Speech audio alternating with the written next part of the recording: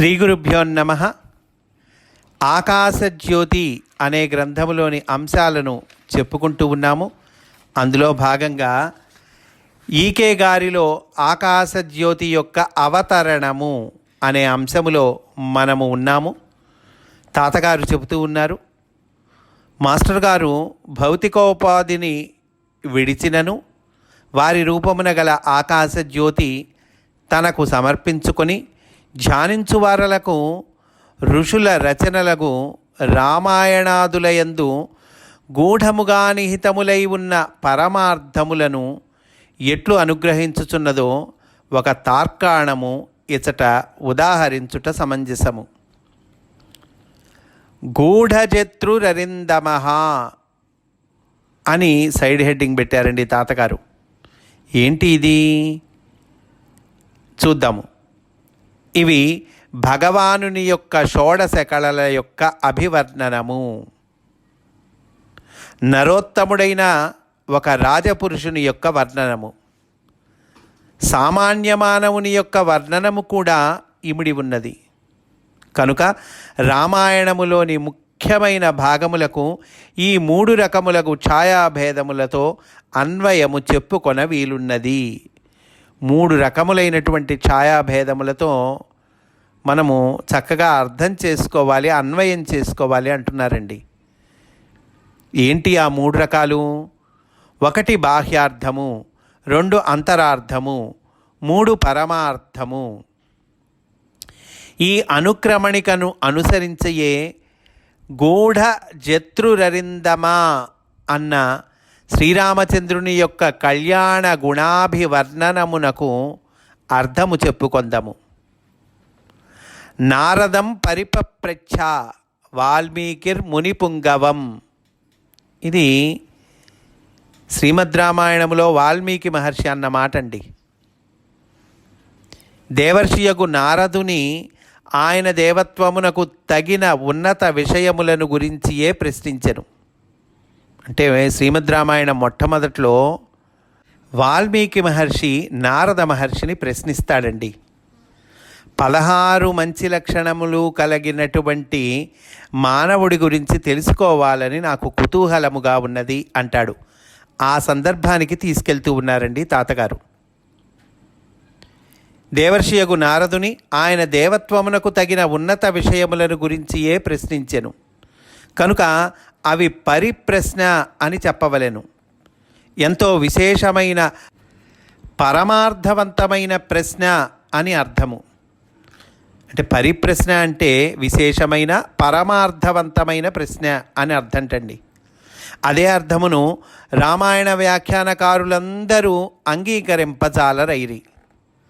అది ఒక సామాన్య మానవుని కథను చెప్పమని నారదుని వాల్మీకి అడిగినట్లే అర్థమును సమన్వయమునర్చుకొని వారు ఈ క్రింద విధముగా వ్యాఖ్యానము చెప్పిరి.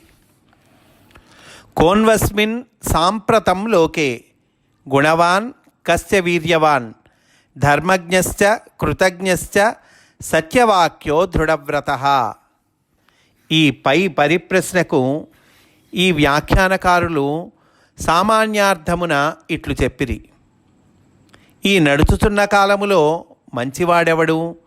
ధర్మజ్ఞుడు అనగా కుటుంబ ధర్మములు, రాజధర్మములు, పరిపాలనా ధర్మములను చక్కగా ఎరిగిన వాడెవడు? తనకు కొద్దిపాటి మేలు ఇతరులు చేసినప్పటికీ దానిని మరచిపోక చక్కగా గుర్తుంచుకొనున్నట్టి సత్పురుషుడు ఎవరు? అనగా కృతజ్ఞుడు ఎవరు? సామాన్యమగు బాహ్యార్థమునే వ్యాఖ్యానకారులు వివరించిరి. ఇది బాహ్యార్థమండి. అంటే వాల్మీకి మహర్షి ప్రశ్నలు ఇవన్నీ. కానీ విశేషముగా మనము చెప్పుకొను అర్థము ఇట్లుండును. ధర్మజ్ఞుడు ఎవరు అంటే సామాన్యార్థం ఏం చెప్పారండి?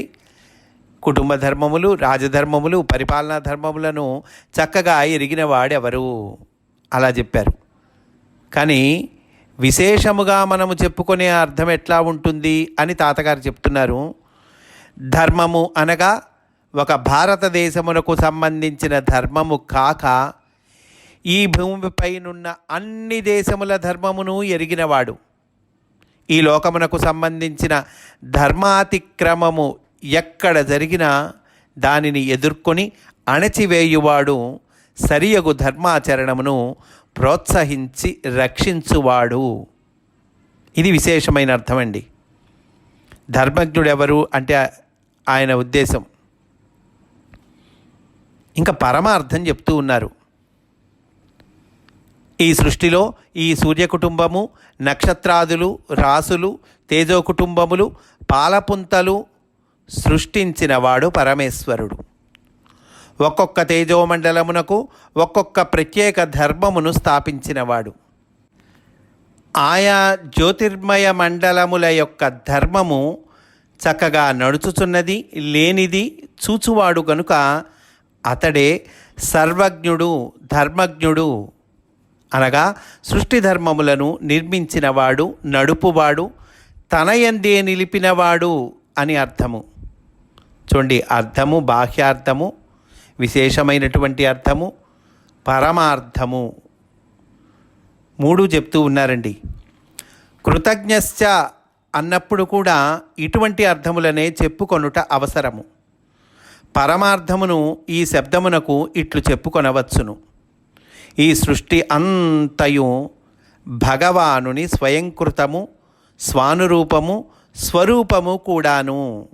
అంటే చూడండి, సామాన్యార్థము ఏంటది? బాహ్యార్థము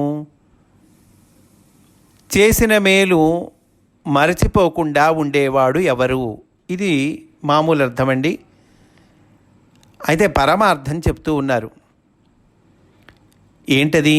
తనచే నిర్మించబడిన ఈ అనేక కోటి బ్రహ్మాండములన్నిటినీ కూడా నిత్య జాగృతిలో గుర్తించుకొన్నవాడు అని భావము. కృతజ్ఞుడు అనగా అనంతకోటి బ్రహ్మాండ నాయకుడు, కర్త, భర్త, సాక్షి కూడాను అని భావము. ఇదే విధముగా గూఢజత్రురరిందమా అన్న రామాయణ వాక్యమునకు కూడా లౌకికార్థము, పరమార్థము కూడా చెప్పుకొనవలెను. గూఢజత్రు అరిందమ అనగా మన మెడ ఎముక యొక్క భాగమునకు జత్రువు అని పేరు. చూడండి, మెడ ఎముక ఉంది కదండి, ఆ మెడ ఎముక యొక్క భాగమునకు జత్రువు అని పేరటండి. ఈ మెడ ఎముక వెన్నుపూస పైన ఉన్న చివరి పూసలకు జత్రువు అని పేరు. అవి బక్కచిక్కిన వారికి వెలుపలకు కనిపించును. పుష్టిగా మాంసవంతముగా ఉన్నవారికి ఆ ఎముకలు కనిపింపక వీపు కండలతో కలిసిపోవును అనునది సామాన్యార్థము.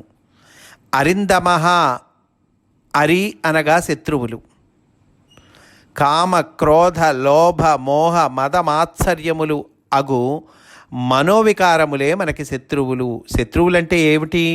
ఇదిగో ఈ 6 అంతఃశత్రువులండి, అది అర్థం శత్రువులంటే. సరే, ప్రహ్లాదుని వాక్యము చెబుతూ మనకి వివరిస్తున్నారండి. నిన్ను నిబద్ధు చేయు భీకర శత్రులార్వుర ప్రభిన్నుల చేయుము ప్రాణికోటిలో కు విరోధి లేడొకడు అని ప్రహ్లాదుని వాక్యము. అటువంటి కామ, క్రోధాది విరోధులను జయించినవాడు రాముడు అని చెప్పినప్పుడు అది సామాన్యమగు విషయము అగునే గాని దైవ లక్షణము కాజాలదు. ఈ విషయమును ప్రార్థనలో కూర్చున్నప్పుడు శ్రీ అనంతకృష్ణ గారు, పున్నయ్య శాస్త్రి గారు మాస్టర్ ఈకే గారిని ప్రశ్నించిరి. మాస్టరు ఈకే గారు ఇట్లు చెప్పిరి. చూడండి, దీని పరమార్థం చెప్తూ ఉన్నారు. ఈకే గారు ప్రార్థనలో వీరికి అందించినటువంటి విషయము: నా వెన్నుపూసను పరిశీలించి చూడుము. వెన్నుపూస ఎముకలు మీకు కనిపించుచున్నవా?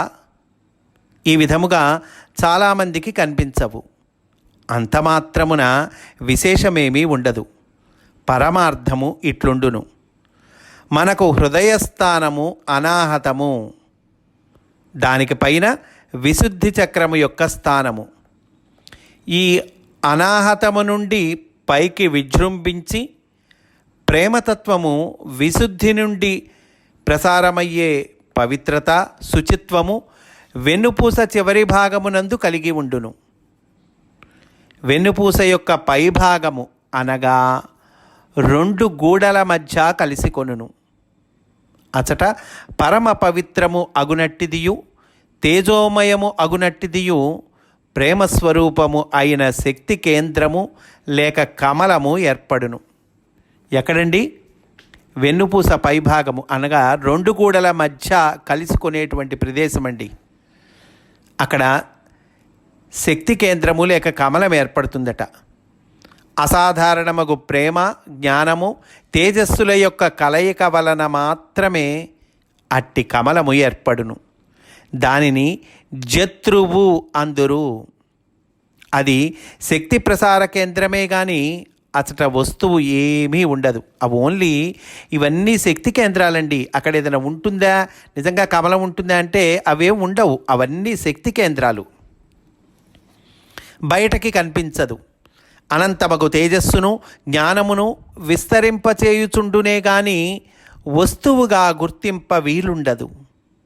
మనస్సును, దాని సంకల్పములను దివ్యముగా ప్రచోదింపచేయునే కానీ శరీరావయవములను కదిలించుట ఉండదు. కనుక అది ఉన్నట్లు మనము గుర్తింప వీలు కాదు. ఈ శుచిస్వరూపమైన శక్తి కేంద్రమునకు క్రింది భాగమున అనగా అనాహతమునకు క్రిందుగా 3 శక్తి కేంద్రములు ఉండును. మణిపూరకము, స్వాధిష్టానము, అట్టడుగున మూలాధారము. ఈ 3 కేంద్రములే మన శరీరములో ఉన్న మాలిన్యమునకు కూడా కేంద్రములగును.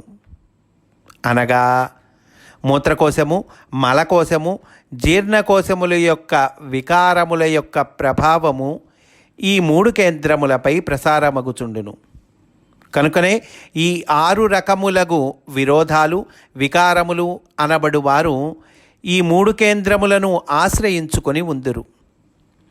ఈ కామక్రోధాదులను జయించుటకు సామాన్య మానవునకు చాలా దుర్ఘటము. మానవుని మనోనిగ్రహము కంటే ఈ అంతఃశత్రువులకు బలము ఎక్కువగా ఉండును. అయినప్పటికీ మహాత్ములైన వారు, మహర్షులు, అవతార పురుషులైన వారికి ఈ 6 శత్రువులు దాసులుగా ఉందురు. ఈ 6 శత్రువులను దండించు అధికారము అట్టి మహాత్ములకు ఉండును.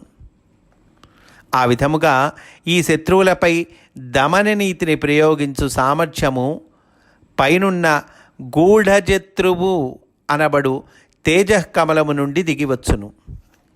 ఈ రెండింటిని సమన్వయించి వాల్మీకి మహర్షి చెప్పినారు. గూఢజత్రువు అయిన తేజకమలము ద్వారా శ్రీరామచంద్రుడు అరిందముడు అయినాడు. అంటే శత్రువులను జయించినవాడు అయినాడు. దేని ద్వారా శత్రువులను జయించాడు? గూఢజత్రువు అయిన తేజకమలము ద్వారా అంటూ ఉన్నారండి. ఈ రకంగా చక్కగా పరమార్థాన్ని, శ్రీమద్ రామాయణములోని వాక్యము దాని పరమార్థాన్ని చక్కగా వివరించారండి. ఈరోజు ఇక్కడితో పూర్తి చేసుకుందాము. రేపు కూడా ఇదే అంశములోని విశేషాలను చెప్పుకుందాము అని సవినయంగా మనవి చేసుకుంటూ స్వస్తి. వాసుదేవ.